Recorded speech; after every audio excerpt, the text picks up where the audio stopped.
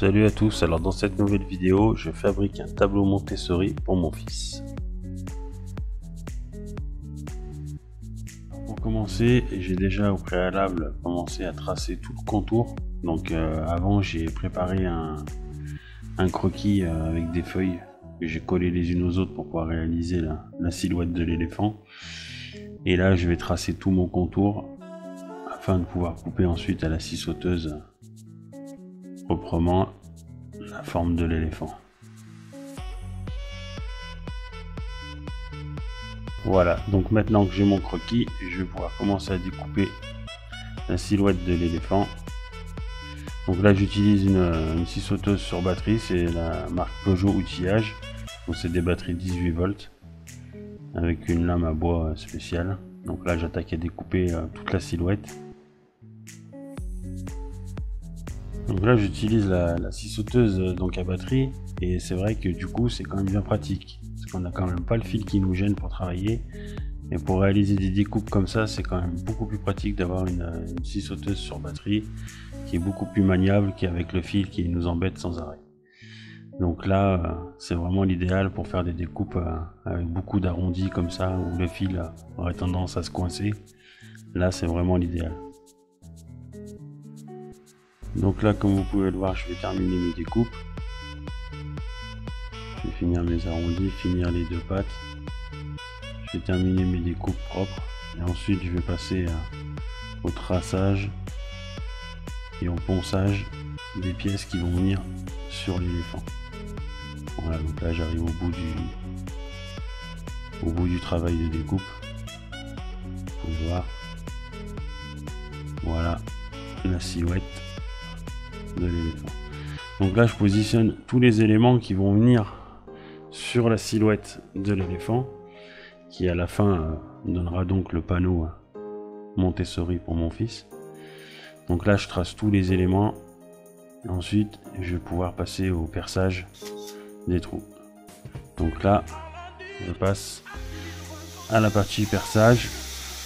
Donc je prépare mes trous afin de pouvoir venir y mettre les accessoires sur le tableau. Donc là je vous ai mis la vidéo en accéléré parce que j'ai pas mal de petits trous à faire, comme vous pouvez le voir sur la vidéo. Et après je vais passer à la partie ponçage. Donc là c'est pareil, je vous mets une partie de la vidéo en vitesse réelle et l'autre partie de la vidéo en accéléré. Comme ça, vous n'allez pas me regarder poncer pendant une demi-heure.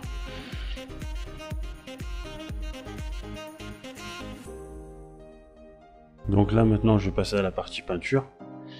Donc je vais le peindre en gris.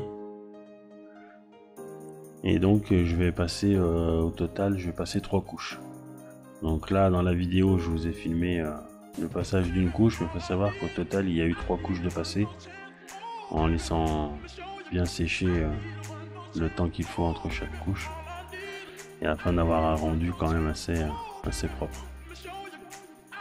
Et puis là je vous montre un petit peu à quelle vitesse j'arrive à peindre quand je suis concentré sur l'objectif. Donc là comme vous pouvez le voir, j'ai un très bon coup de rouleau. Voilà, si on calcule, c'est quand même c'est propre et vite réalisé. Donc là je vais utiliser la perceuse à colonne pour faire un trou dans un petit accessoire qui va servir après pour le xylophone qui sera fixé sur le tableau. Donc là j'utilise une petite mèche à bois avec la perceuse à colonne que je vous présenterai à la fin de la vidéo. C'est une perceuse à colonne de chez Peugeot Outillage aussi, avec un affichage digital pour pouvoir savoir la profondeur de perçage et puis la vitesse de rotation du mandrin. Très pratique.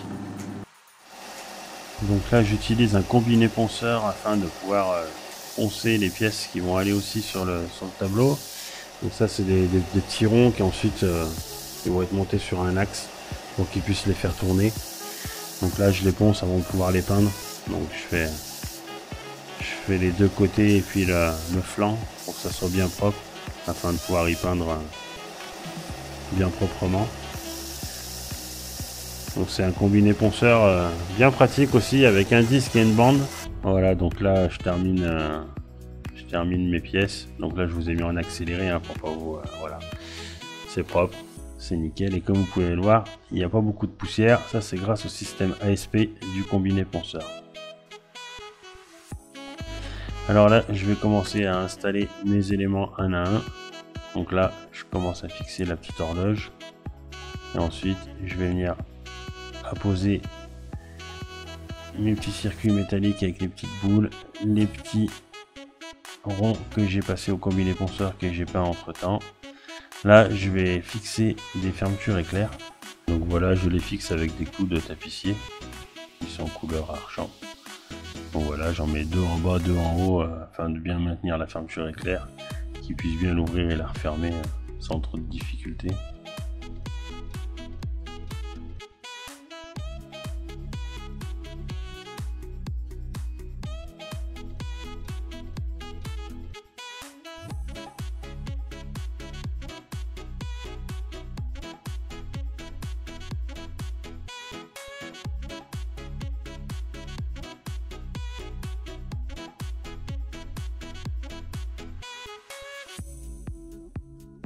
Donc là je fixe tout ce qui est chaînette de sécurité, petit écrou de sécurité, j'ai mis un hand spinner, j'ai mis un petit miroir. Là je vais bien tout serrer, tout mettre en place correctement, tout vérifier que c'est tout bien serré comme il faut, pour la sécurité quand même.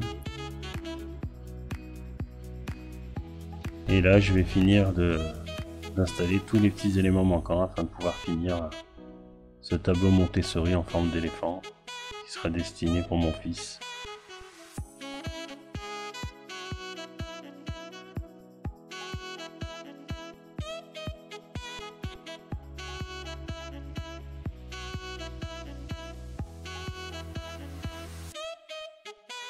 Donc voici les outils qui m'ont aidé à réaliser ce projet. Donc vous avez la scie sauteuse, la perceuse brushless en 18 volts, la ponceuse orbitale.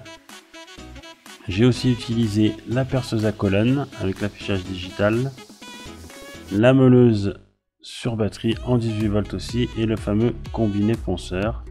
Et j'ai utilisé aussi la scie à ruban pour découper la trompe de l'éléphant. Tous mes outils ont été nettoyés avec les lingettes Big Wipers, multisurface, nickel. Et voici le résultat. Mais la plus grande des satisfactions est dans les images qui suivent.